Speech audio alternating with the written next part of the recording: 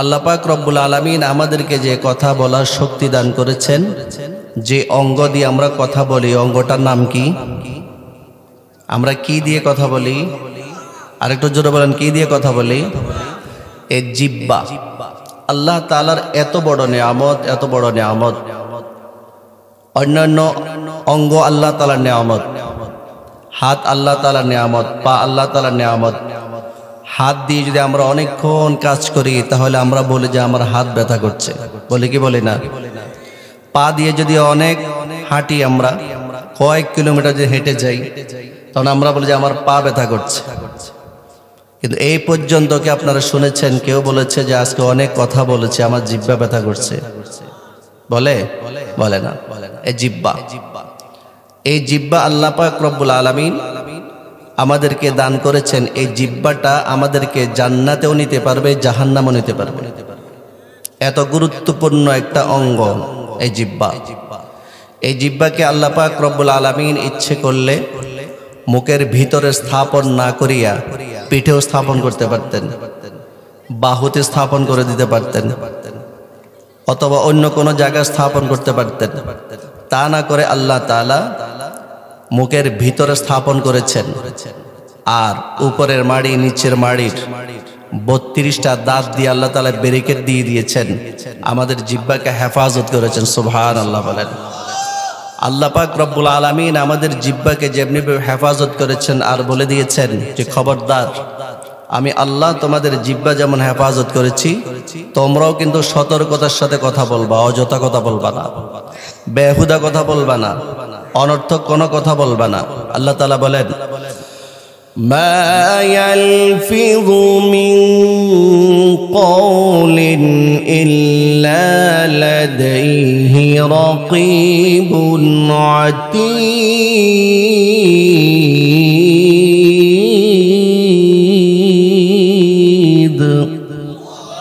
আরো একটু আস্তে বলেন আল্লাহু আকবার।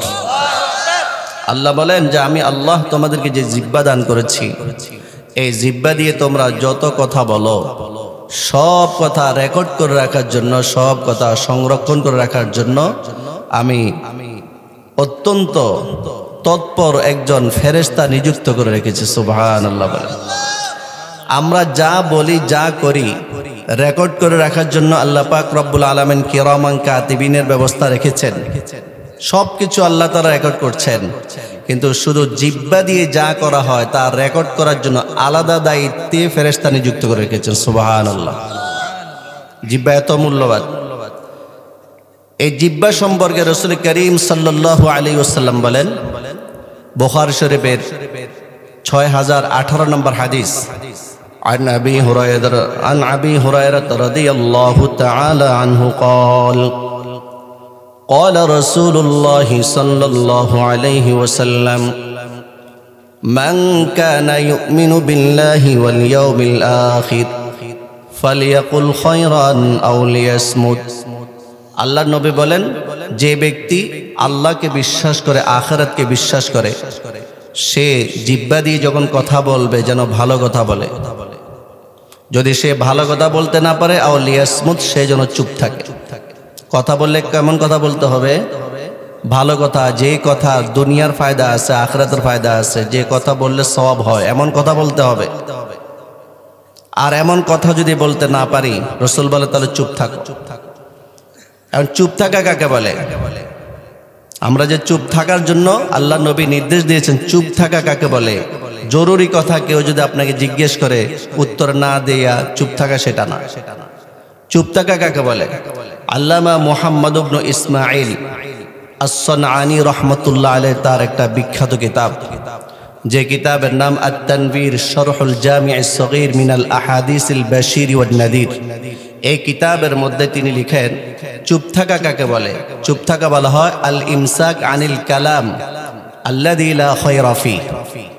যেই কথার মধ্যে দুনিয়া এবং আখিরাতের কোনো ফায়দা নাই, কোনো উপকারিতা নাই, এমন কথা বলা থেকে জিহ্বাকে বিরত রাখার নাম চুপ থাকা।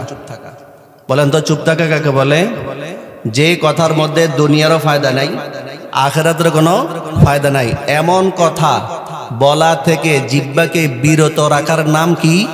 চুপ থাকা। এই চুপ থাকার জন্য আল্লাহ রাসূল বলেছেন জিহ্বা এমন একটা অঙ্গ, এই জিহ্বার সাথে ঈমানের সম্পর্ক। বলেন জিহ্বার সাথে কিসের সম্পর্ক? ঈমানের সম্পর্ক। সারাদিন তো আমরা কথা বলি, চা দোকানে গিয়ে কথা বলি, অনর্থক আমরা কথা বলি, অথচ এই জিহ্বার সম্পর্ক কিসের সাথে? বলেন কিসের সাথে? সিলসিলাতুল আহাদিস সহিহা একটা কিতাব আছে, এই কিতাবের 2841 নম্বর হাদিস।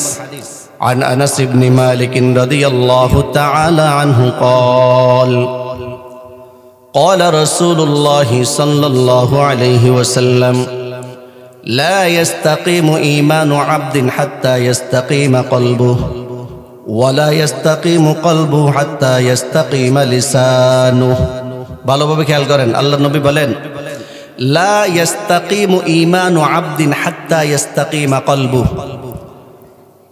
মানুষের অন্তর ঠিক থাকলে ঈমান ঠিক থাকে। অন্তর ঠিক থাকলে কি থাকতে? ঈমান ঠিক থাকে। আবার নবীজি বলেন ওয়ালা ইয়াস্তাকিমু কলবুহু হাত্তা ইয়াস্তাকিমা লিসানু। অন্তর ঠিক থাকে না যদি জবান ঠিক না থাকে, জিহ্বা যদি ঠিক না থাকে।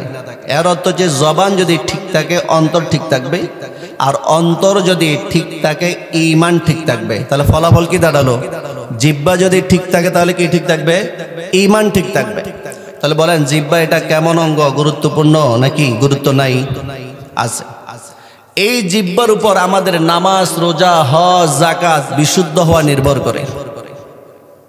এই জিহ্বা অনেক মানুষের নামাজ নষ্ট করে দেয়, এই জিহ্বা অনেক মানুষের রোজা নষ্ট করে দেয়, এই জিহ্বা অনেক মানুষের হজ নষ্ট করে দেয়, এই জিহ্বা অনেক মানুষের যাকাত নষ্ট করে দেয়, এই জিহ্বা অনেক মানুষের দান সৎকার নষ্ট করে দেয়, এই জিহ্বা যাবতীয় যত আমল আছে সব আমলগুলা নষ্ট করে দেয়। তার প্রমাণ কি? হযরত মুআজ রাদিয়াল্লাহু তাআলা আনহু আল্লাহর নবী মুহাম্মদ মুস্তাফা সাল্লাল্লাহু আলাইহি ওয়াসাল্লামকে বলেন আখবিরনি বিআমালিন, হে আল্লাহর নবী আপনি আমাকে এমন আমলের কথা বলে দিন ইউদখিলুনি আল জান্নাতা ওয়া ইউবাইদুনি মিনান নার। এমন আমলের কথা বলে দিন যে আমল করলে আল্লাহ আমাকে জান্নাত দান করবেন এবং জাহান্নাম থেকে রক্ষা করবেন। কথা বুঝছেন? মুআজ বলেন হে আল্লাহর রাসূল আপনি আমাকে এমন আমলের কথা বলে দিন যে আমল করলে আমি জান্নাতে যেতে পারি, জাহান্নাম থেকে বাঁচতে পারি। আমরা এখানে যারা আসছি জাহান্নামে কেউ যেতে চাই? সবাই কোথায় যেতে চাই? সবাই বলেন কোথায়? কারণ জান্নাতি আর জাহান্নামের কি সমান? আল্লাহ বলেন লা ইয়াস্তাওয়ি আসহাবুন নারি ওয়া আসহাবুল জান্নাহ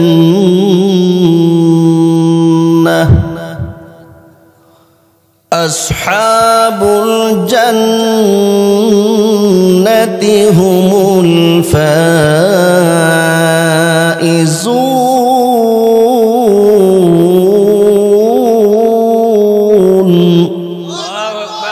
আল্লাহ তাআলা বলেন জান্নাতি আর জাহান্নামীরা কিন্তু সমান না, জান্নাতীরাই সফল কাম। তো সাহাবী প্রশ্ন করলেন হে আল্লাহ রাসূল আপনি আমাকে এমন আমলের কথা বলে দিন যে আমল করলে আমি জান্নাতে যেতে পারি, জাহান্নাম থেকে বাঁচতে পারি। আল্লাহ নবী বললেন কাদ সাআলতা আন আযীমিন, হে মুআজ ইবনে জাবাল তুমি আমাকে বড় বিষয় সম্পর্কে প্রশ্ন করেছো।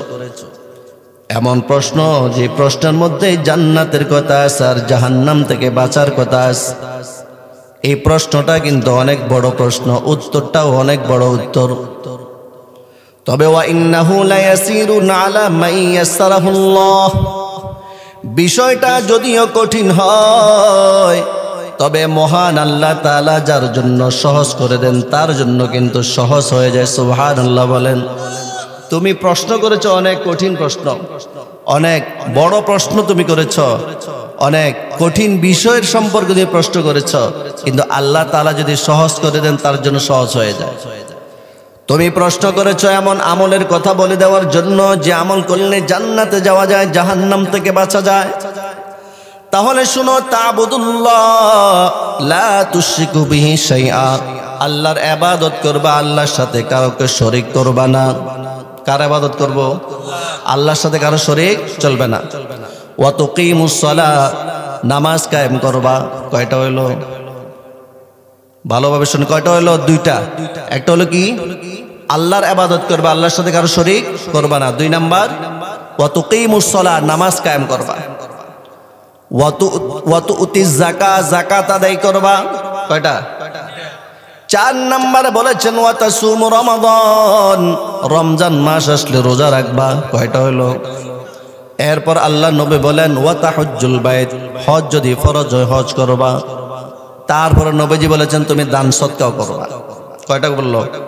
আর অনেক আমলের কথা বলার পর আল্লাহ নবী বলেন, হে মুআজ, আমি কি তোমাকে বলে দিব না এই সব আমল ঠিক রাখার জন্য কি করতে হবে? সে আসল কথাটাকে আমি তোমাকে বলবো না যে এই আমলগুলো কিসের উপর নির্ভর করবে? নামাজের কথা বললাম, রোজার কথা বললাম, হজের কথা বললাম, যাকাতের কথা বললাম, দান সদকার কথা বললাম, যা যা বললাম এগুলা ঠিক কিসের উপর থাকবে, ঠিক টাকাটা কিসের উপর নির্ভর করবে, আমি কি তোমাকে বলবো না? হযরত মুআজ বললেন যে কুলতু বালা ইয়া রাসূলুল্লাহ, হে আল্লাহর রাসূল অবশ্যই বলবেন, বলবেন না কেন? হযরত মুআজ বলেন ফাআখাযা বিলিসানি, আল্লাহর নবী নিজের জিহ্বাটা টান দিয়া বের করলেন। সুবহানাল্লাহ বলেন। আমাদের আজকের আলোচ্য বিষয় কি নিয়ে বলেন? জিহ্বা নিয়ে আলোচনা করা হবে, অন্য কোনো বিষয় না। শুধু এই জিহ্বা কত গুরুত্বপূর্ণ অঙ্গ, যে এই জিহ্বার কারণে অনেক মানুষ জান্নাতে যাবে, এই জিহ্বার কারণে অনেক মানুষ কোথায় যাবে? জাহান্নামে যাবে। হযরত মুআজ বলেন ফাআখাযা বিলিসানি, আল্লাহর নবী মুহাম্মদ মুস্তাফা সাল্লাল্লাহু আলাইহি ওয়াসাল্লাম নিজের জিহ্বাটা টান দিয়ে বের করলেন। তারপর আমাকে বললেন কুফা আলাইকা হাযা, হে মুআজ, এই সব ইবাদত নির্ভর করবে তো যদি তুমি তোমার জিহ্বাকে নিয়ন্ত্রণ করো। আল্লাহু আকবার বলেন। কারণ তুমি যদি তোমার জিহ্বাকে নিয়ন্ত্রণ করো, তোমার নামাজ ঠিক থাকবে, তোমার রোজা ঠিক থাকবে, তোমার হজ ঠিক থাকবে, তোমার যাকাত ঠিক থাকবে, দান সদকা ঠিক থাকবে। আর সব ইবাদত করার পরেও যদি তুমি জিহ্বা ঠিক না রাখো, তোমার কোনো ইবাদত ঠিক থাকবে না, বরং সব ইবাদত নষ্ট হয়ে যাবে। এখন বলতে পারেন হুজুর, জিহ্বার সাথে ইবাদতের কি সম্পর্ক? জিহ্বার সাথে রোজার কি সম্পর্ক? হজের কি সম্পর্ক? যাকাতের কি সম্পর্ক? জিহ্বা দিয়া কিভাবে আবার ইবাদত নষ্ট হয়ে যায়? কি বলেন? একটা প্রশ্ন আসে কি না? আমি ইবাদত করলাম, নামাজ পড়লাম, রোজা রাখলাম, হজ করলাম, যাকাত দিলাম, কোরআন তেলাওয়াত করলাম, আর এটা আমার জিহ্বার কারণে নষ্ট হয়ে যাবে। কারণ কি? কিভাবে নষ্ট হবে? এটা একটা হাদিস শোনেন যে কিভাবে নষ্ট হয়, জিহ্বা দ্বারা ইবাদত কিভাবে নষ্ট হয়ে যায়। শোনেন, রাসূল করিম সাল্লাল্লাহু আলাইহি ওয়াসাল্লাম একটা বয়ান করেছেন। বয়ান, সাহাবায়ে কেরাম বয়ান শুনতেছেন। রাসূলুল্লাহ সাল্লাল্লাহু আলাইহি ওয়াসাল্লাম বনি ইসরাইলের 2 জন লোকের কথা বললেন। আল্লাহ রাসূল বললেন, এই হাদিসটা বর্ণনা করেছেন হযরত আবু হুরায়রা রাদিয়াল্লাহু তাআলা আনহু, আবু দাউদ শরীফের হাদিস। রাসূল বলেন কানা রাজুলানি ফি বনি ইসরাঈলা মুতাওয়াখিয়াইন, আল্লাহর নবী বলেন বনি ইসরাইলের 2 জন লোক ছিল বন্ধু। কয়জন? 2 জনের মধ্যে কি সম্পর্ক ছিল? বন্ধুত্ব সম্পর্ক ছিল। আল্লাহর নবী বলেন এই 2 জন বন্ধু থেকে একজন খুব ইবাদত বন্দেগী করত। কি করত বলেন? আর একজন খুব গুনাহ করত, গুনাহ।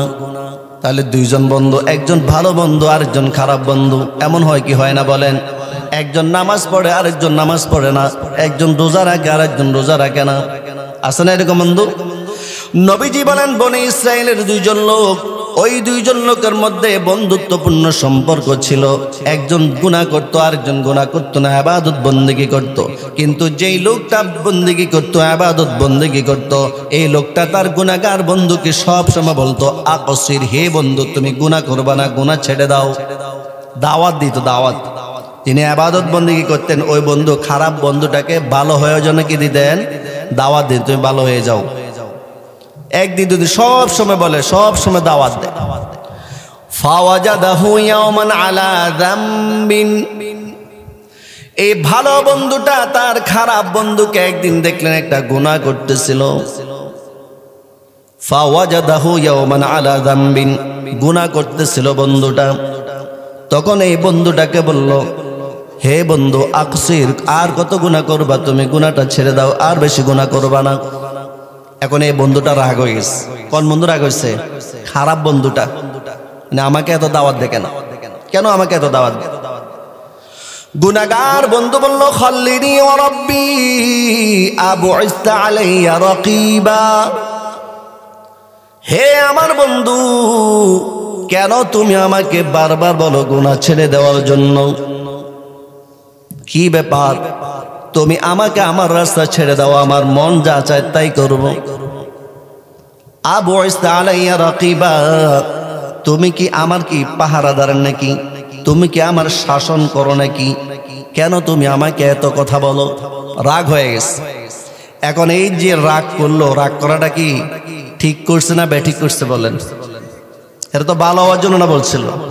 আমাদের সমাজে এরকম আছে, দেখবেন ভালো বন্ধু যদি তাকে নামাজের কথা বলে সে রাগ করে, তাকে যদি গাঞ্জা খাইতে নিষেধ করে সে রাগ করে, ধূমপান করতে নিষেধ করে সে রাগ করে, মা বাবার সাথে বেয়াদবি কেন করো এই কথাটা কোনো মুরব্বিও যদি বলে, শেষ মুরব্বির সাথে সে বেয়াদবি করে বসে। ঠিক কিনা জোরে বলেন? এই ভালো বন্ধুটা এখন বলল যে আমাকে আমার রাস্তা ছেড়ে দাও, আমাকে আল্লাহর রাস্তা ছেড়ে দাও, আমি বুঝবো আল্লাহর সাথে, তুমি আমাকে এত ভালো বানানোর দরকার নাই। নাউজুবিল্লাহ বলেন। এখন ভালো বন্ধুটা একটু গরম হয়ে গেছে। ভালো বন্ধুটা গরম হইয়া সে এখন জিব্বা দ্বারা কি বলে দেখেন, জিব্বা সে বলল, ওয়াল্লাহি লা ইয়াগফিরুল্লাহু লাক, আল্লাহর কসম করে বলছি তোমাকে আল্লাহ মাফ করবে না।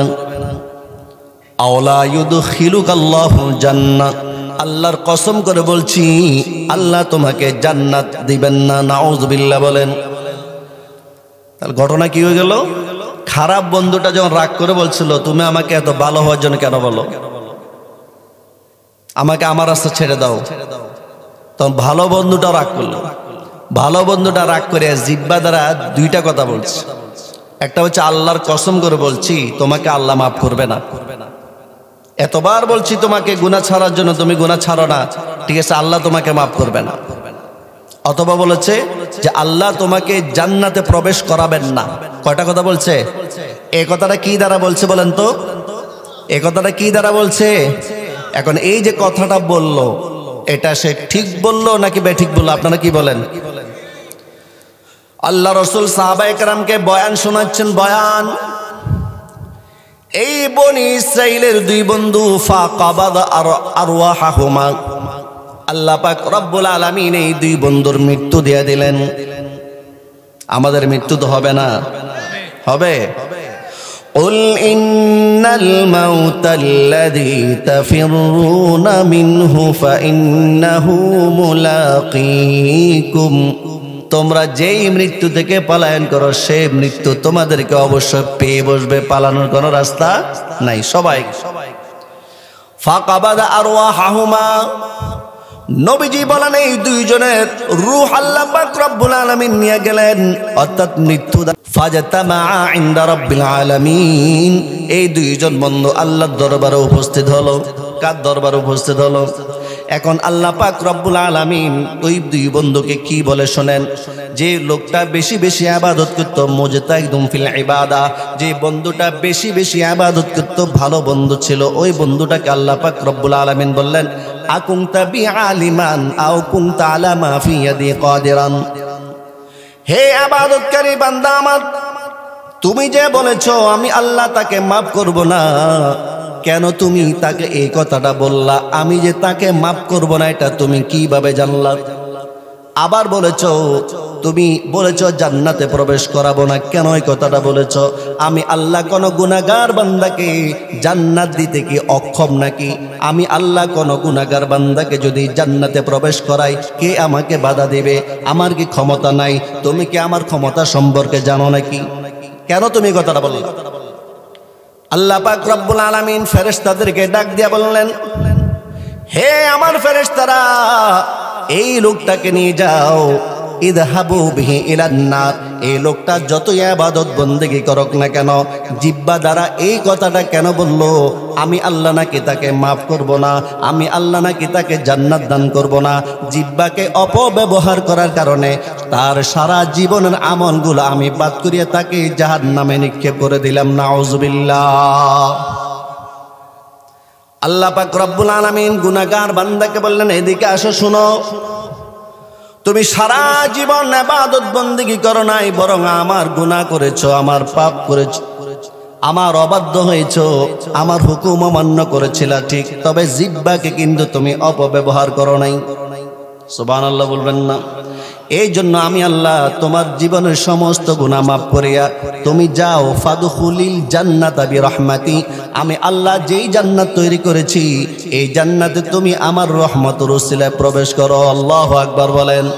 তাহলে ভাই জিহ্বাটা কেমন হলো বলেন? এই জিহ্বাটা একজন ইবাদতকারী সব ইবাদতকে বাদ করিয়া ওই লোকটা শেষ পর্যন্ত কোথায় গেল? কোথায় গেল? তাহলে এখন আমাদের করণীয় কি? আমরা এখন কি করব? আমরা এখন এই জিহ্বা দ্বারা ইবাদত ধরে রাখার চেষ্টা করব, নাকি জিহ্বা দ্বারা যে ইবাদতগুলো কষ্ট করে করছি আমরা এই ইবাদতগুলোকে নষ্ট করে দেব? বলেন। আল্লাহ ইবনুল কাইয়িম, আল্লামা ইবনুল কাইয়িম রাহমাতুল্লাহ আলাইহি একটা কিতাব আছে আদ-দাউ ওয়াদ-দাওয়া। এই কিতাবের মধ্যে তিনি লেখেন, একটা হাদিস এনেছেন যে আল্লাহ রাসূল সাল্লাল্লাহু আলাইহি ওয়াসাল্লাম বলেছেন, ইন্নাল আবদা লা ইয়াতি ইয়াউমাল কিয়ামাহ বিহাসানাতিন আমসালিল জিবাল, যে বান্দা কিয়ামতের দিন পাহাড় সম পরিমাণ সওয়াব নিয়ে আল্লাহর দরবারে উপস্থিত হবে। কি কম সওয়াব না বেশি সওয়াব? অনেক সওয়াব নিয়ে, যে আমরা বসে আছি সওয়াব হইতেছে কি হইতেছে না বলেন? পাহাড় সম পরিমাণ সওয়াব নিয়ে আল্লাহ তাআলার দরবারে উপস্থিত হবে। ফায়াজিদু লিসানাহু কদ হাদামাহা, সে দেখবে অনেক সওয়াব তো ছিল কিন্তু জিহ্বার কারণে এখন কোনো সওয়াব নাই, কোনো নেকি নেই। নাউজুবিল্লাহ বলেন, সব শেষ হয়ে গেছে জিহ্বার কারণে। জিহ্বা ওয়া ইন্নাল আবদা লা ইয়াতি ইয়াউমাল কিয়ামাতি বিসাইয়াতিন আমসালিল জিবাল, আরেকজন বান্দা পাহাড় সম পরিমাণ গুনাহ নিয়ে উপস্থিত হবে। গুনাহ ফায়াজিদু লিসানাহু কদ হাদামাহা মিন কাসরাতি যিকরিল্লাহ, কিন্তু ওই বান্দা যত গুনাহ নিয়ে উপস্থিত হোক না কেন, জিহ্বা দ্বারা আল্লাহর বেশি বেশি জিকির করার কারণে তার অতীতের সমস্ত গুনাহ আল্লাহ তাআলা মাফ করে দিয়েছেন। তাহলে আমাদের জিহ্বার কারণে আমলগুলা বাদ হয়ে যায়, আবার জিহ্বার কারণে আমলগুলা বাদ হয় না। কি আমল? সেটা হলো জিহ্বা দ্বারা যদি আল্লাহর বেশি বেশি জিকির করতে থাকি, তাহলে আল্লাহ পাক রব্বুল আলামিন আমাদের আমলগুলোকে বাতিল করেন না, বরং আমলগুলোকে কি রাখেন? বহাল রাখেন। আমরা এখন জিকির করতে পারি না, বলেন লা ইলাহা ইল্লাল্লাহ, লা ইলাহা ইল্লাল্লাহ, লা ইলাহা ইল্লাল্লাহ, জোরে লা ইলাহা ইল্লাল্লাহ, লা ইলাহা ইল্লাল্লাহ।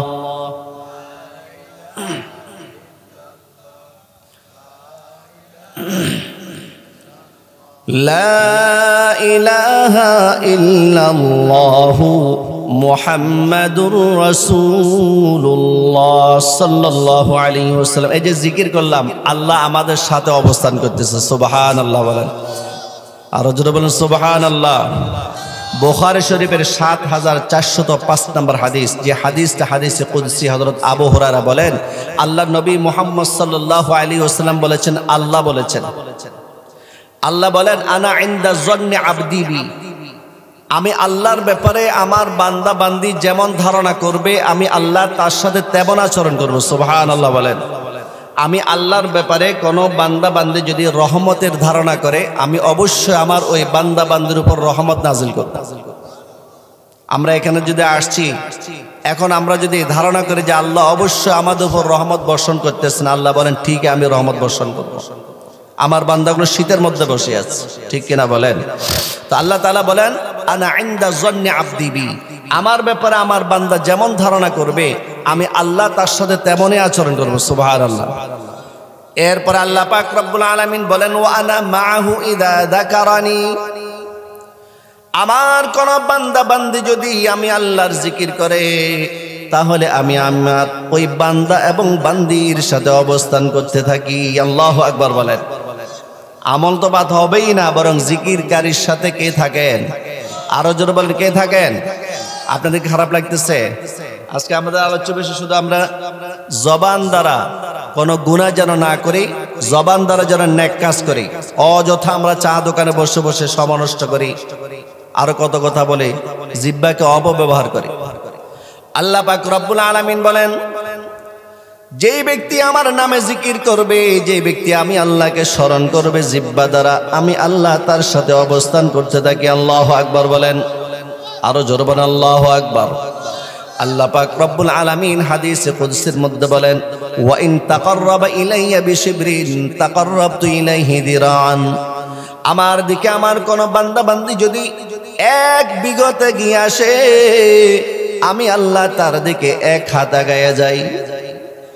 আমরা যদি এক বিঘত যে আল্লাহ এরপর আল্লাহ পাক রব্বুল আলামিন বলেন, ওয়া ইন তাকাররাবা ইলাইয়া দিরান তাকাররাবতু ইলাইহি বাআন। আমি আল্লাহর দিকে আমার কোন বান্দা বান্দি যদি এক হাত আগায় আসে, আমি আল্লাহ আমার ওই বান্দা বান্দির দিকে দুই হাত আগায় যাই। আল্লাহ পাক রব্বুল আলামিন বলেন, ওয়া ইন আতানি ইয়ামশি আতাইতুহু হারওয়ালাতান। আমি আল্লাহর দিকে আমার কোন বান্দা বান্দি যদি হেঁটে হেঁটে আসে, আমি আল্লাহ আমার ওই বান্দা বান্দির দিকে দৌড়ায়া দৌড়ায়া যায়। মুহাদ্দিসিন কেরাম বলেন, আসলে আল্লাহ তাআলার দৌড়ানোর কোনো প্রয়োজন নাই। এর দ্বারা উদ্দেশ্য হচ্ছে, আল্লাহ বলেন আমার কাছে আমার বান্দা বান্দি যেই গতিতে ক্ষমা চাইবে, আমি আল্লাহ আরো দ্রুত গতিতে তাদেরকে ক্ষমা করে দেব। সুবহানাল্লাহ। এখন আমরা জিকির করব, কোন জিকির করব? হাদিস শরীফের মধ্যে রাসূল করিম সাল্লাল্লাহু আলাইহি ওয়াসাল্লাম বলেন, আফদালু যিকরি লা ইলাহা ইল্লাল্লাহ। সবচেয়ে উত্তম জিকির হচ্ছে লা ইলাহা ইল্লাল্লাহ। ওয়া আফদালুদ দুআই আলহামদুলিল্লাহ। আর সবচেয়ে উত্তম দোয়া হচ্ছে আলহামদুলিল্লাহ। বলেন, সবচেয়ে উত্তম জিকির কি? আর সবচেয়ে উত্তম দোয়া কি? সবাই বলেন, সবচেয়ে উত্তম জিকির কি? সবচেয়ে উত্তম দোয়া কি? আলহামদুলিল্লাহ। তাহলে আমরা দোয়া করার সময় আলহামদুলিল্লাহি রাব্বিল আলামিন দিয়ে দোয়া শুরু করব। এই মাত্র হাদিস শুনলাম হযরত জাবের রাদিয়াল্লাহু তাআলা আনহু থেকে বর্ণিত, তিরমিজি শরীফের হাদিস।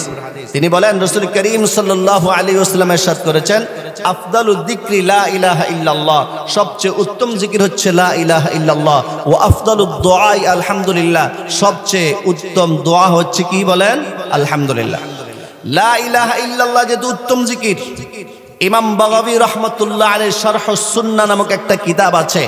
ওই কিতাবের মধ্যে একটা হাদিস এনেছেন, যে হাদিসটা বর্ণনা করেছেন হযরত আবু সাঈদ খুদরি রাদিয়াল্লাহু তাআলা আনহু। আবু সাঈদ খুদরি রাদিয়াল্লাহু তাআলা আনহু বলেন যে আল্লাহর নবী মুহাম্মদ সাল্লাল্লাহু আলাইহি ওয়াসাল্লাম বলেছেন যে মূসা আলাইহিস সালাতু ওয়াসসালাম আল্লাহকে বলেছেন। কোন নবী? কি বলেছেন আল্লাহকে? ইয়া রাব। মূসা আলাইহিস সালাতু ওয়াসসালাম বলেন, আল্লাহ আল্লিমনি শাইআন আযকুরুকা বিহি ওয়া আদউকা বিহি। আপনি আমাকে এমন কিছু বাক্য শিখিয়ে দেন যে বাক্য দিয়ে আমি মূসা আপনার জিকির করব। সুবহানাল্লাহ বলেন। এমন আমি মূসা আপনার জিকির করব। আল্লাহ পাক রব্বুল আলামিন বলেন, কুল ইয়া মূসা লা ইলাহা ইল্লাল্লাহ। হে মূসা, আপনি আমার কাছে আবেদন করেছেন আমি যেন এমন বাক্য আপনাকে শেখাই দিই যে বাক্য দ্বারা আপনি আমার জিকির করতে পারেন। আপনি লা ইলাহা ইল্লাল্লাহ বাক্য দিয়ে আমার জিকির করেন। কোন বাক্য দিয়া? সবাই বলেন, কোন বাক্য দিয়া? আফদালুল যিকরি লা ইলাহা ইল্লাল্লাহ। লা ইলাহা ইল্লাল্লাহ এই বাক্য দিয়ে আমি আল্লাহর জিকির করতে থাকেন। মূসা আলাইহিস সালাতু ওয়াসসালাম বলেন, ইয়া রাব, হে আমার প্রভু, কুল্লু ইবাদিকা ইয়াকুলু হাযা। আপনি বলেছেন লা ইলাহা ইল্লাল্লাহ দ্বারা জিকির করার জন্য, কিন্তু লা ইলাহা ইল্লাল্লাহ এই বাক্যটা তো আপনার সব বান্দা বান্দিরাই বলে। ইন্নামা উরিদু শাইআন তাকুসুনি বি। আমি মূসা তো এমন একটা বাক্য চাই যে বাক্য শুধু আমি মূসা জানবো, আর কেউ জানবে না। যে বাক্য দ্বারা আমি মূসা আপনার জিকির করব, আর কেউ যেন জিকির করতে না পারে। কথা কি বুঝছেন? যে আমি তো বলেছি আমি শুধু জিকির করব, ওই বাক্য দ্বারা আর কেউ যেন না জানে। আর আপনি আমাকে বললেন কি লা ইলাহা ইল্লাল্লাহ দ্বারা জিকির করা। তো লা ইলাহা ইল্লাল্লাহ তো আপনার সব বান্দারাই বলে। আল্লাহ পাক রব্বুল আলামিন বলেন, ইয়া মূসা, হে মূসা শুনো, লাউ আন্না আহলাস সামাওয়াতিস সাবঈ ওয়াল আরদিনাস সাবঈ ফি কিফাতিন ওয়া লা ইলাহা ইল্লাল্লাহু ফি কিফাতিন। আমি আল্লাহ সাত আসমান সৃষ্টি করেছি, আমি আল্লাহ সাত জমিন সৃষ্টি করেছি, আমি আল্লাহ সাত আসমানে অনেক কিছু সৃষ্টি করেছি, আমি আল্লাহ সাত জমিনে অনেক কিছু সৃষ্টি করেছি।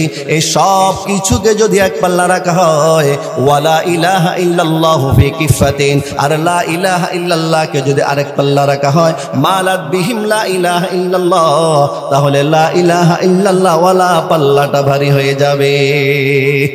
আরো জোরে বলেন সুবহানাল্লাহ। তাহলে আমরা জিকির দ্বারা কি করব ভাই? বেশি বলেন। জিকির দ্বারা, জিহ্বা দ্বারা আমরা কি করব? জিকির করব। জিহ্বা দ্বারা কি করব? এখন কি জিকিরের জন্য কি আলাদা সময় লাগে? নামাজের পর পর আমরা জিকির করতে পারি, মা বোনরা যখন রান্না বান্না করে তখন আমরা জিকির করতে পারি। তারপরে দুইজন বন্ধু বসে আছেন, একজনে কথা বলো, আপনি মুখে ভিতরে ভিতরে লা ইলাহা ইল্লাল্লাহ লা ইলাহা ইল্লাল্লাহ জিকির করলে আপনার কি কষ্ট হবে? আলাদা কিন্তু সময় নাই, সময় লাগে না। আল্লাহ পাক রব্বুল আলামিন এমন হুকুম তো দেন না যে তোমরা ঘুম ছাড়িয়া, হ্যাঁ, দুনিয়ার সব কাজ কারবার ছাড়িয়ে শুধু আমার জিকির করো, আমার জিকির করো, এমন তো না। রাসূল করিম সাল্লাল্লাহু আলাইহি ওয়াসাল্লামের আমল সাহাবায়ে কেরাম মসজিদে দেখতেন, কিন্তু ঘরের ভিতরে কি আমল করতেন আল্লাহ রাসূল সাহাবায়ে কেরাম অনেকে জানতেন না। এটা ঘরের বিবিরা জানতেন কি কি আমল করে। তো সাহাবায়ে কেরামের মনে কৌতূহল জাগলো যে ঘরে রাসূলুল্লাহ সাল্লাল্লাহু আলাইহি ওয়াসাল্লাম কি আমল করে আমাদের একটু দেখা দরকার। দেখছেন সাহাবায়ে কেরামের মন মানসিকতা কি, আর আমাদের মন মানসিকতা হচ্ছে অমুকে এত লক্ষ টাকা কামায়, এত হাজার টাকা কামায়, আমারও কামাইতে হবে। অমুকের একটা বাড়ি আছে, আমারও এরকম একটা বাড়ি করতে হবে, আমার দুইটা বাড়ি করতে হবে। না, আমাদের প্রতিযোগিতা হচ্ছে দুনিয়া। সাহাবায়ে কেরাম প্রতিযোগিতা দুনিয়া ছিল না, কি ছিল বলেন? আখিরাত ছিল। আল্লাহু আকবার। তো তিনজন সাহাবী, হযরত আনাস বলেন যে তিনজন লোক রাসূলের বিবিদের ঘরে গেলেন, ইয়াসআলুনা আন ইবাদাতিন নবী সাল্লাল্লাহু আলাইহি ওয়াসাল্লাম, যে রাসূলের ইবাদত সম্পর্কে জানার জন্য, যে রাসূল ঘরে কি আমল করেন সেটা আমরা জানবো আর আমরা আমল করব। সুবহানাল্লাহ বলেন। ফালাম্মা উখবিরু কান্নাহুম তাকাল্লুহা, বিবিরা যখন আল্লাহর নবীর আমল সম্পর্কে বললেন, বিবিরা বললেন নবীজি ঘরে আসার পর কখনো নামাজ আদায় করেন, কখনো শুয়ে থাকেন, কখনো ঘুমান, আবার আল্লাহর নবী উঠে নামাজ পড়েন, এইভাবে সারা রাত চলে যায়। তখন এই সাহাবায়ে কেরাম এই আমলটুকুকে কান্নাম তাকাল্লুহা কম মনে করলেন। সাহাবায়ে কেরাম ভেবেছিলেন যেহেতু আল্লাহর নবী মনে হয় ঘরের মধ্যে এক সেকেন্ডও ঘুমান না, সব সময় আল্লাহর ইবাদত করে, এটা ধারণা ছিল। তো বিবিরা যখন বলে যে না সব সময় তো ইবাদত করেন, মাঝে মধ্যে ঘুমায়, এখন সাহাবায়ে কেরাম ওই তিনজন সাহাবী রাসূলের এই আমলকে একটু কম মনে করলো আর কি। আসলে আমরা অনেক সময় অনেকের ভাবে ধারণা করি না, তো ধারণার বিপরীত যদি হতো না আমরা কি বলি, হায় রে আমি তো ভাবছিলাম এইটা, বলি না আমরা এরকম। তো সাহাবায়ে কেরাম ধারণা ছিল যে সারা রাত ইবাদত করে, কিন্তু বিবিরা বলে যে না সারা রাত তো ইবাদত করে না, কখনো ইবাদত করে, কখনো ঘুমায়, আবার তাহাজ্জুদ নামাজ পড়ে, আজান দিলে আবার মসজিদে চলে যায়। সাহাবায়ে কেরাম মনে করলেন কম আমল, আবার তারা বললেন ফাকালু ওয়া আইনা নাহনু মিনান নবী সাল্লাল্লাহু আলাইহি ওয়াসাল্লাম কাদ গুফিরা লাহু মা তাকদ্দামা মিন যামবিহি ওয়া মা তাআখার। হায় রে আমরা কি ভাবছি, কোথায় আমরা, কোথায় নবী? আল্লাহর নবী তো আগের এবং পরের সব গুনাহ মাফ করে দেওয়া হয়েছে। আল্লাহর নবী ঘুমাইলো কি না ঘুমাইলো কি আমাদের ব্যাপারে এরকম কোন ক্ষমা ঘোষণা নাই, কি ভাবছি আমরা, এখন আমার ভুল বুঝে আসছে। এই জন্য তিনজন সাহাবী চিন্তা করলেন আল্লাহর নবীর আমলের দিকে তাকানোর আমাদের কোনো সুযোগ নাই, এখন আমরা তিনজনে তিনটা প্রতিজ্ঞা করব। সাহাবায়ে কেরাম কয়জন গেছিলেন, কয়জন জোরে বলেন? এই তিনজনের একজন কি বলল শোনেন, আম্মা আনা ফা ইন্নী উসাল্লিল লাইলা আবাদা, আমি সারা রাত ইবাদত করব আর ঘুমাবো না, সারা রাত ইবাদত করব আর ঘুমাবো না।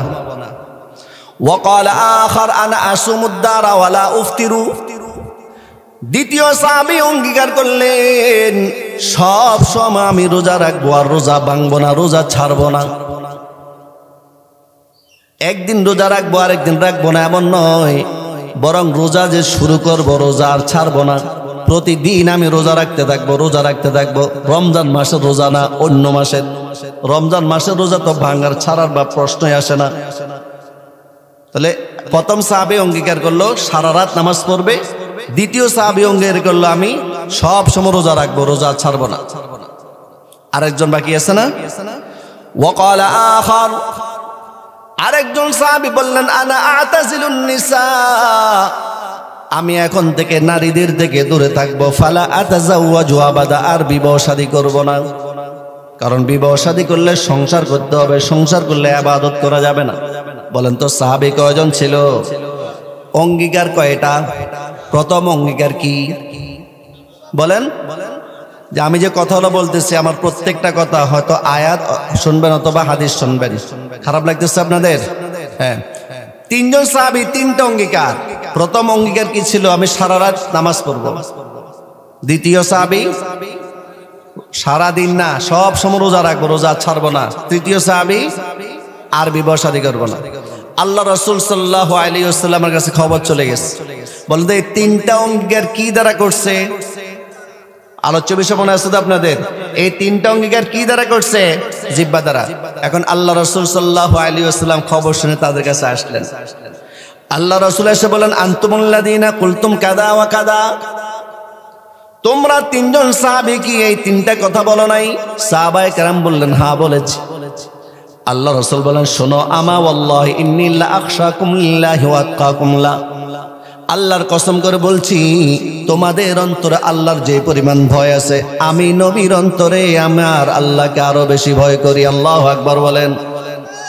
তোমরা যে অঙ্গীকার করলা সারা রাত নামাজ পড়বা, সব সময় রোজা রাখবা, আরেকজন অঙ্গীকার করলা বিবাহ শাদী করবা না, নিশ্চয় আল্লাহর ভয়ে। আর আল্লাহর কসম করে বলছি তোমরা যে পরিমাণ আল্লাহকে ভয় করো আমি নবী তো আমার আল্লাহকে আরো বেশি ভয় করি। কিন্তু আমি তো এরকম করি না অঙ্গীকার, বরং আমি লাকিন্নি আসুমু ওয়া উফতিরু, আমি নবী রোজা রাখি আবার রোজা ছাড়িও। ওয়া উসাল্লি ওয়া আরকুদু, নামাজও পড়ে আবার কখনো শুইও থাকি আবার ঘুমাইও। আর বিয়ে শাদী আমি তো বিবাহ শাদী করি। ও আতাজাওয়াজুন নিসা, নারীদেরকে বিবাহ করি।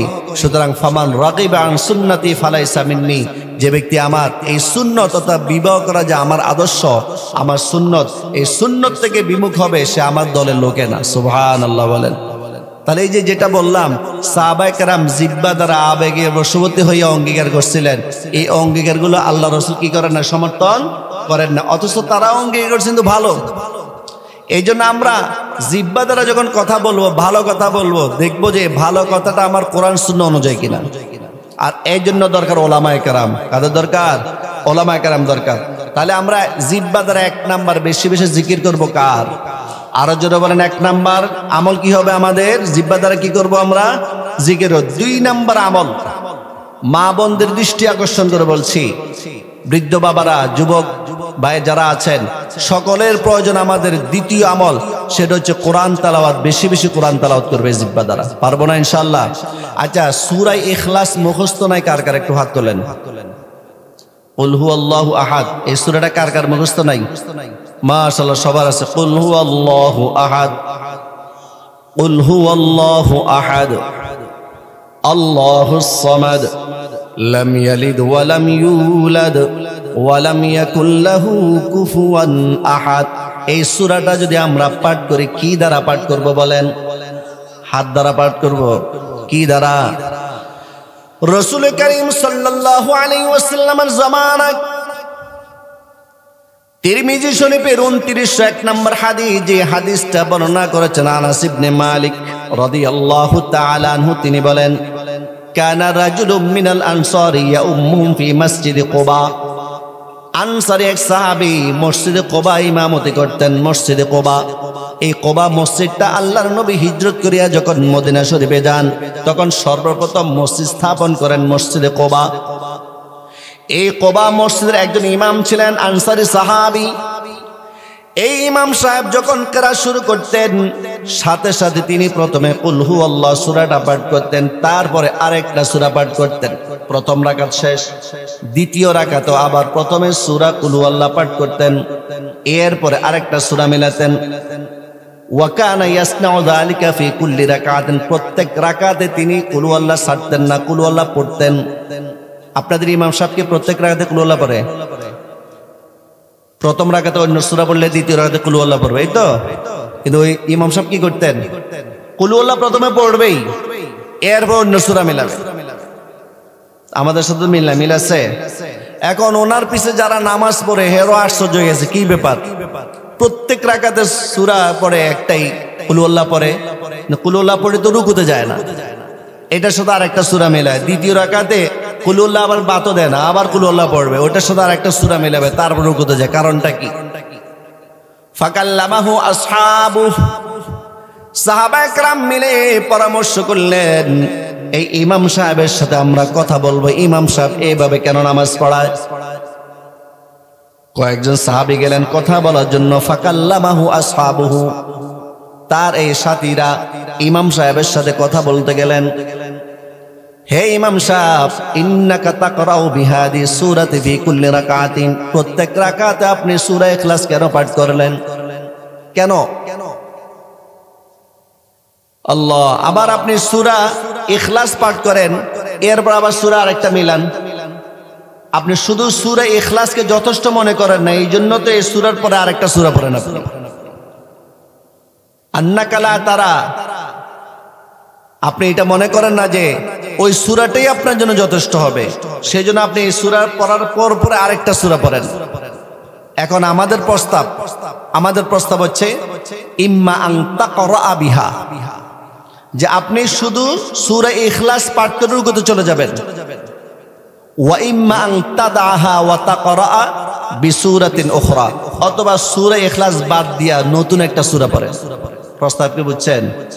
যে আপনি তো সূরা ইখলাস পাঠ করিয়া আরেকটা সূরা মিলান, দ্বিতীয় রাকাতে সূরা ইখলাস পাঠ করিয়া আরেকটা সূরা মিলান, এটা না করিয়া শুধু সূরা ইখলাস পাঠ করিয়া এক রাকাত পড়ান, দ্বিতীয় রাকাতে সূরা ইখলাস বাদ দিয়া অন্য একটা সূরা পড়ান। কিন্তু আপনি সব সময় এরকম করেন। ইমাম সাহেব বলল, মা আনা বিতারিকিহা, না না, আমি যেই পদ্ধতিতে ইমামতি করি আমি এই পদ্ধতিতে করব। আমি আমার জিহ্বা দ্বারা যেভাবে সূরা ইখলাস পাঠ করি এইভাবে পাঠ করতে থাকবো। আমি সূরা ইখলাস পাঠ করা ছাড়তে পারবো না। আল্লাহু আকবার বলেন। আমি ছাড়তে পারবো না এটা। ইন আহবাবতুম আন উম্মাকুম বিহা ফাআলতু, তোমরা যদি চাও প্রতি রাকাতে সূরাতুল ইখলাস দিয়ে নামাজ পড়াই, এটা যদি চাও তাহলে আমি তোমাদের ইমামতি করব। ওয়া ইন কারিহতুম তারাকতুকুম, আর আমার এইভাবে ইমামতি করাটা তোমাদের যদি পছন্দ না হয় তাহলে তারাকতুকুম, আমি তোমাদেরকে ছেড়ে চলে যাব। মানে ইমামতি ছেড়ে দেবো, আমার ইমামতির দরকার নেই, কিন্তু সূরা ইখলাস দরকার। সুবহানাল্লাহ বলেন। সূরা ইখলাস কি দ্বারা পাঠ করতেছে? সাহাবায়ে কেরামের প্রস্তাব কি মনে আছে আপনাদের? যে শুধু সূরা ইখলাস পাঠ করো অথবা সূরা ইখলাস বাদ দিয়ে অন্য একটা সূরা পড়ো। প্রস্তাব তো খারাপ না। আর উনি কি বললেন? না, আমি পারবো না, আমি যেভাবে পড়াতেছিলাম সেভাবে পড়াবো। আমাকে ভালো লাগলে বলো নামাজ পড়াবো, নাহলে আমি চলে যাব। কিন্তু আমি জিহ্বা দ্বারা সূরা ইখলাস পাঠ করে এটা ছাড়তে পারবো না। সুবহানাল্লাহ বলেন। এখন নবী করিম সাল্লাল্লাহু আলাইহি ওয়াসাল্লাম কোন এক কারণে ওই এলাকা গেলেন, সাহাবায়ে কেরামের কাছে গেলেন। সাহাবায়ে কেরাম পুরো বিষয়টা তুলে ধরেছে, আল্লাহ রাসূল আমরা এই পরামর্শ দিয়েছি, কিন্তু আমাদের পরামর্শ রাখে না। আল্লাহর নবী ইমাম সাহেবকে ডাক দিলেন, ইয়া ফুলান, হে ইমাম সাহেব শুনো, মা ইয়ামনাউকা মিম্মা ইয়া'মুরু বিহি আসহাবুক, তোমার সাথীরা তোমাকে যে পরামর্শ দিয়েছে এই পরামর্শের উপর আমল করতে তোমাকে কিসে বাধা দেয়? কেন তুমি তোমার বন্ধুদের পরামর্শ মানলা না? কারণটা কি? ওয়ামা ইয়াহমিলুকা আলা আন তাকরা হাদিস সূরাতা ফি কুল্লি রাকাতিন, আর প্রত্যেক রাকাতে সূরাতুল ইখলাস পাঠ করার জন্য তোমাকে কিসে উদ্বুদ্ধ করলো? প্রশ্ন কি বলেন তো, কি প্রশ্ন করছে আল্লাহ নবী? যে তুমি তোমার বন্ধুদের পরামর্শ কেন মানতেছো না? 2 নাম্বার, তুমি কেন প্রত্যেক রাকাতে সূরা ইখলাস পাঠ করো? কারণ কি?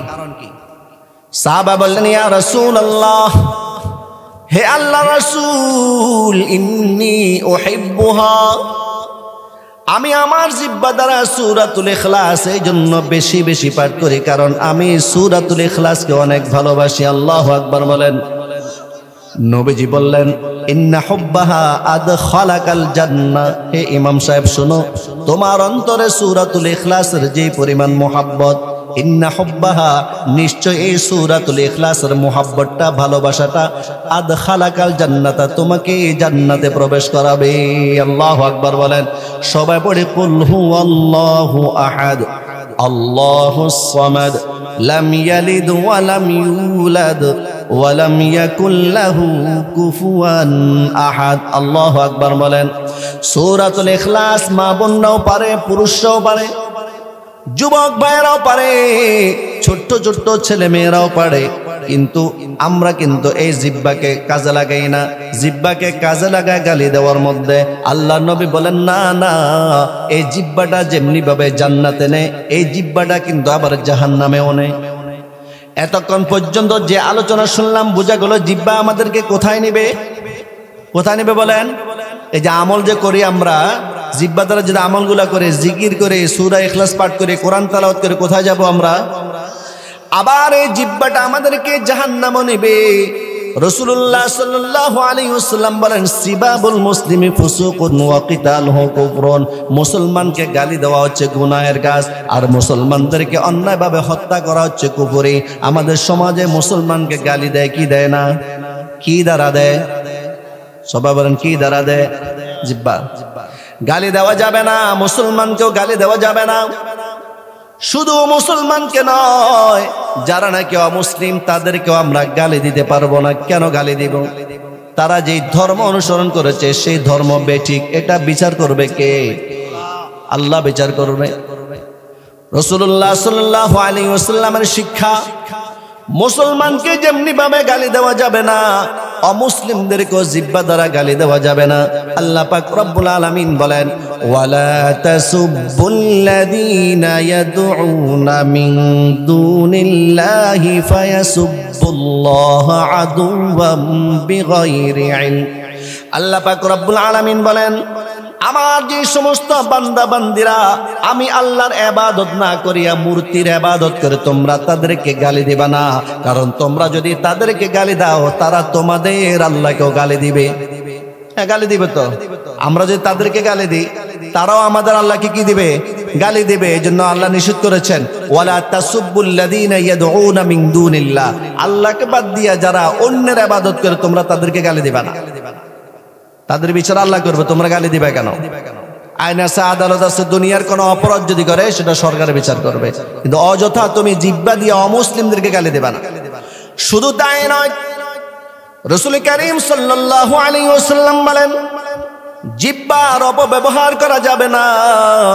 লা তাসুব্বুদ্দিক ফাইন্নাহু ইউকিদুকা লিস-সালাহ ওয়া ফি রিওয়ায়াতিন ফাইন্নাহু ইউকিদু লিস-সালাহ। তোমরা মরককেও গালি দিবা না, কারণ মরক তোমাকে নামাজের জন্য জাগ্রত করে। আল্লাহু আকবার বলেন।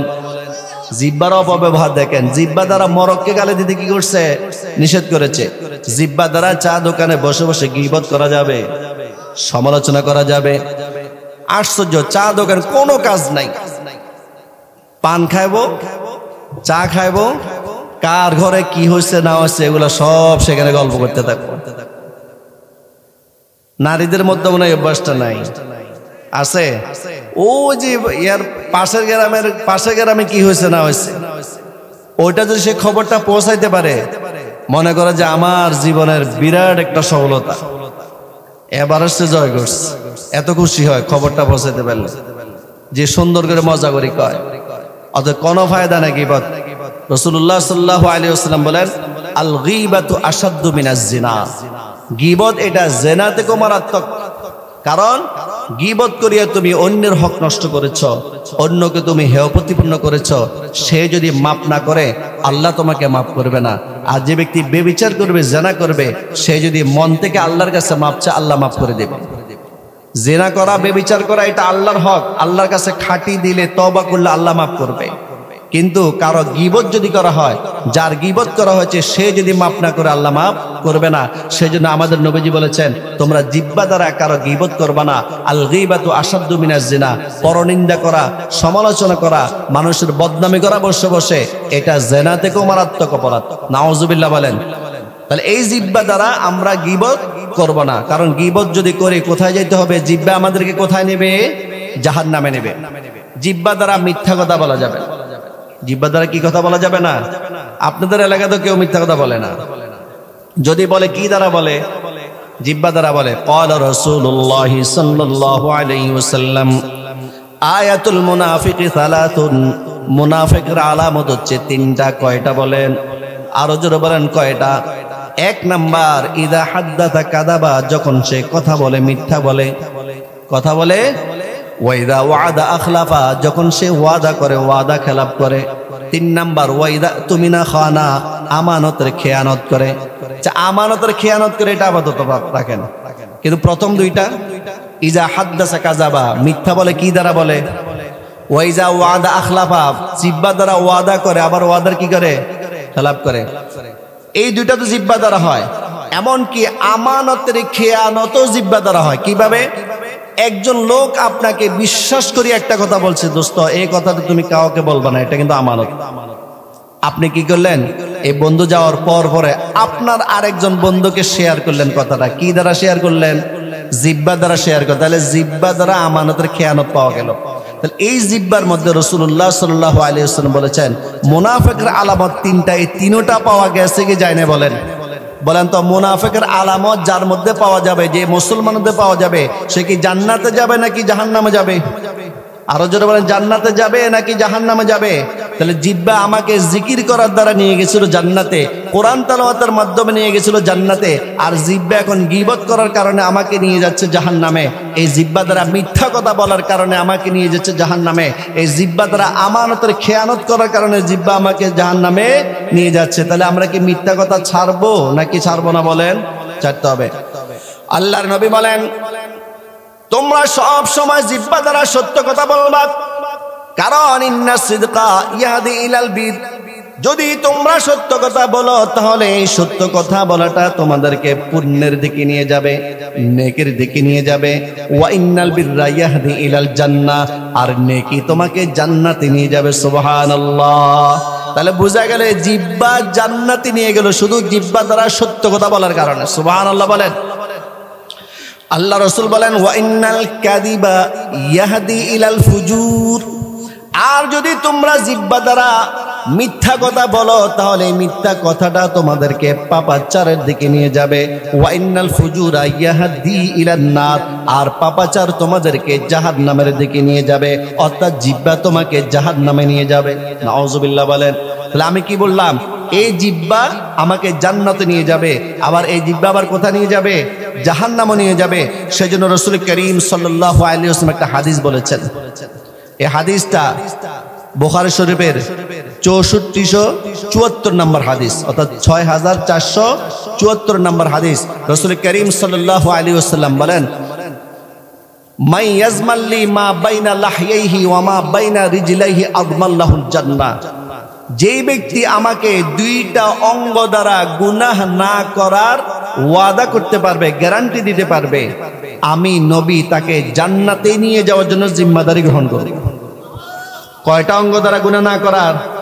এক নাম্বার, মা বাইনা লাহইহি, এই দুই চোয়ালের মাঝখান। বলেন তো, এই দুই চোয়ালের মাঝখান কি? জিহ্বা। ওয়ামা বাইনা রিজলাইহি, দুই পায়ের মাঝখান, অর্থাৎ লজ্জাস্থান। নবীজি বলেন, জিহ্বা এবং লজ্জাস্থান দ্বারা আমার কোন উম্মত, নবী আমার ওই উম্মতকে জান্নাতে নিয়ে যাওয়ার জন্য গ্যারান্টি দিয়ে দেন।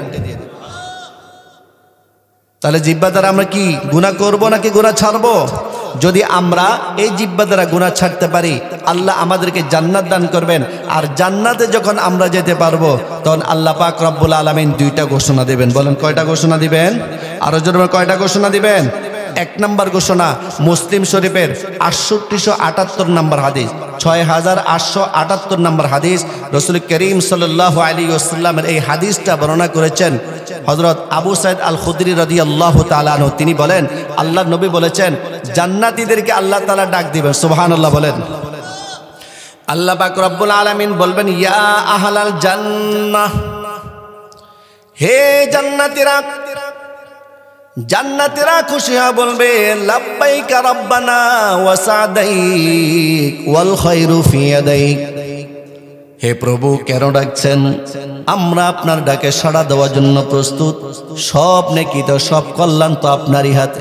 সুবহানাল্লাহ বলেন না? আরে আমরাই তো বলবো কথাগুলা। আমরা ইনশাআল্লাহ জান্নাতে যাব না, কি বলেন? জান্নাতীদেরকে আল্লাহ ডাক দিবেন ইয়া আহলাল জান্নাহ, হে জান্নাতীরা। তখন আমরা বলবো লাব্বাইকা রাব্বানা ওয়া সাদাইক ওয়াল খায়রু ফি ইয়াদাইক। হে প্রভু, আপনার ডাকে আমরা সাড়া দিতে প্রস্তুত। কেন আমাদেরকে আপনি ডাকছেন? সব কল্যাণ তো আপনারই হাতে। কি সন্দেহ হইতেছে? মনে হয় সন্দেহ হইতেছে আপনাদের। এই জান্নাতে যাব, আমাদের কি কোনো সন্দেহ আছে? কারণ যারা ঈমান আনে তারা কোথায় যাবে? ইন্নাল্লাযীনা আমানু ওয়া আমিলুস সালিহাতি লাহুম জান্নাতুন তাজরি মিন তাহতিহাল আনহার। যারা ঈমান আনবে আর নেক আমল করবে, আল্লাহ বলেন আমি আল্লাহ তাদেরকে এমন জান্নাত দান করব যেই জান্নাতের তলদেশে নির্ঝরণী সমূহ প্রবাহিত রয়েছে। সুবহানাল্লাহ বলেন। তা আমরা ঈমান আনছি না? আস্তে কথা বলে, ঈমান আনছি কি আনি না বলেন? নেক আমল করতেছি না? এই যে এখন নেক আমল বসে আছে, এটা তো একটা নেক আমল। আল্লাহ পাক রব্বুল আলামিন ডাক দিবেন ইয়া আহলাল জান্নাহ, হে জান্নাতীরা। আমরা বলবো লাব্বাইকা রাব্বানা ওয়া সাদাইক ওয়াল খায়রু ফি ইয়াদাইক। হে প্রভু, আমরা আপনার ডাকে সাড়া দেওয়ার জন্য প্রস্তুত আছি। কেন আপনি আমাদেরকে ডাকছেন? আল্লাহ ওয়াল খায়রু ফি ইয়াদাইক, সব কল্যাণ তো আপনারই হাতে। আল্লাহ পাক রব্বুল আলামিন জান্নাতীদেরকে বলবেন হাল রাদিতুম, হে আমার জান্নাতীরা শুনো, আমি আল্লাহ তোমাদেরকে যত প্রকারের নিয়ামত দান করেছি, তোমরা কি আমি আল্লাহর উপর সন্তুষ্ট হয়েছো নাকি? সুবহানাল্লাহ বলবেন না? আর একটু জোরে বলেন সুবহানাল্লাহ। আচ্ছা, একটু ভাবতেছেন এই কথাটা কেমন লাগবে তখন আমাদের কাছে? আল্লাহ বলতেছেন যে হাল রাদিতুম, আমি আল্লাহ তোমাদেরকে যে নিয়ামত দান করেছি তোমরা কি রাজি হয়েছ? মাঝে সিগা মানে রাজি হয়েছো কিনা তোমরা? মানে আমি আল্লাহর উপর তোমরা কি সন্তুষ্ট আছো? সুবহানাল্লাহ বলেন। সমস্ত বেহেশতীরা কি উত্তর দিবে? নবীজি বলে দিয়েছেন, আমরা যারা জান্নাতি হব আমরা বলবো ওয়া মা লানা লা নারদা ইয়া রাব ওয়া ক্বাদ আতাইতানা মা লাম তুতি আহাদাম মিন খালকিকা। আল্লাহ, কেন আমরা আপনার উপর সন্তুষ্ট হব না? যত মাখলুক আছে, কোন মাখলুক এত এত নিয়ামত দান করেন নাই যত নিয়ামত আপনি আমাদেরকে দান করেছেন। আল্লাহু আকবার বলেন। কেন সন্তুষ্ট হব না? অবশ্যই সন্তুষ্ট আমরা আপনার। আল্লাহ পাক রব্বুল আলামিন বলবেন আলা উতিকুম আফদালা মিন যালিক, আমি আল্লাহ তোমাদেরকে ইতিপূর্বে যত নিয়ামত দান করেছি তার চাইতে আরো উত্তম নিয়ামত তোমাদেরকে দান করব কিনা? আল্লাহু আকবার বলেন। জান্নাতের নিয়ামতের বয়ান করার সময় এখন নাই। অনেকে জানেন কি কি নিয়ামত দেবে, বর্ণনা করে শেষ করা যাবে না। কিন্তু আল্লাহ পাক রব্বুল আলামিন যে সুন্দর করে জিজ্ঞেস করবেন, আমি আল্লাহ তোমাদেরকে যে নিয়ামত দিয়েছি আমার উপর তোমরা সন্তুষ্ট আছো নাকি? আমরা বলবো কেন সন্তুষ্ট থাকবো না? অবশ্যই সন্তুষ্ট।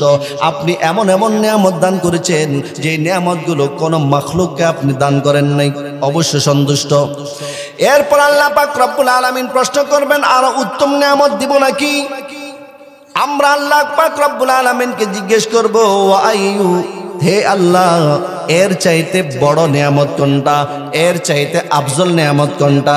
আল্লাহ পাক রব্বুল আলামিন বলবেন উহিল্লু আলাইকুম রিদওয়ানি, আমি আল্লাহ তোমাদের জন্য আমার সন্তুষ্টি বরাদ্দ করে দিলাম। আল্লাহু আকবার। আল্লাহ বলবেন উহিল্লু আলাইকুম রিদওয়ানি, আমি আল্লাহ তোমাদের উপর আমার সন্তুষ্টি বরাদ্দ করলাম। ফালা আসকাতু আলাইকুম বাদাহু আবাদা, আমি আল্লাহ ওয়াদা করলাম এখন থেকে আমি আল্লাহ তোমাদের উপর আর কখনো অসন্তুষ্ট হব না। এই যে ঘোষণা দিয়ে দেবেন, এরপর আমরা খাইতে থাকবো, পান করতে থাকবো, আর কোনো চিন্তা থাকবে না আমাদের। কিন্তু এরপর আরেকটা নিয়ামত রয়ে গেছে।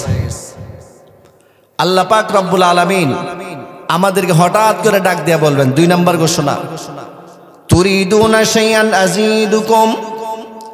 এই হাদিসটা মুসলিম শরীফে এনেছেন, 181 নম্বর হাদিস। এই হাদিসের বর্ণনাকারী হযরত সুহাইব রাদিয়াল্লাহু তাআলা তিনি বলেন যে আল্লাহ পাক রব্বুল আলামিন কি বলবেন, রাসূল করিম সাল্লাল্লাহু আলাইহি ওয়াসাল্লাম বলে দিয়েছেন, ইদা দাখালা আহলুল জান্নাতিল জান্নাহ, জান্নাতীরা যখন জান্নাতে প্রবেশ করবে আল্লাহ পাক রব্বুল আলামিন বলবেন, তুরিদুনা শাইআন আযীদুকুম, আমি আল্লাহর কাছে তোমরা চাও, আমি আল্লাহ তোমাদেরকে আরো নেয়ামত বাড়াই দেব। সুবহানাল্লাহ।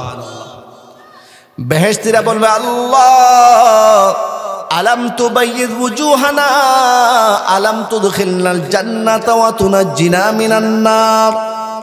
আয় আল্লাহ, আপনি তো আমাদের চেহারাকে উজ্জ্বল করেছেন, আপনি আমাদেরকে জাহান্নাম থেকে মুক্তি দিয়া জান্নাত দান করেছেন, আবার কি নিয়ামত দিবেন। আল্লাহ পাকের পক্ষ থেকে নবীজি বলেছেন, ফায়ারফাউল হিজাব, তখন বেহেশতি আর আল্লাহর মাঝে একটা পর্দা থাকবে, সেই পর্দাটা সরে যাবে। আল্লাহু আকবার বলেন। পর্দাটা যখন সরে যাবে, ফায়ানদুরুনা ইলা ওয়াজহিল্লাহ, সব বেহেশতীরা একসাথে মহান আল্লাহ পাক রব্বুল আলামিনকে সরাসরি দেখতে থাকবে। আল্লাহু আকবার বলেন। এই নিয়ামতটা দেখার পর রাসূল বলেন, ফামা উতু শাইআন আহাব্বা ইলাইহিম মিনান নাজরি ইলা রাব্বিহিম আযজা ওয়া জাল্লা। ইতিপূর্বে যত নিয়ামত পেয়েছিল সব নিয়ামত থেকে আল্লাহকে দেখা এই নিয়ামতটা সবচেয়ে প্রিয় নিয়ামত মনে হবে। তো আমরা জান্নাতে যাইতে চাই কি চাই না? সেজন্য আমাদের আজকের যে আলোচনা, আপনারা কি বুঝলেন? জিহ্বা দ্বারা কেমন আমল করব, ভালো আমল নাকি খারাপ?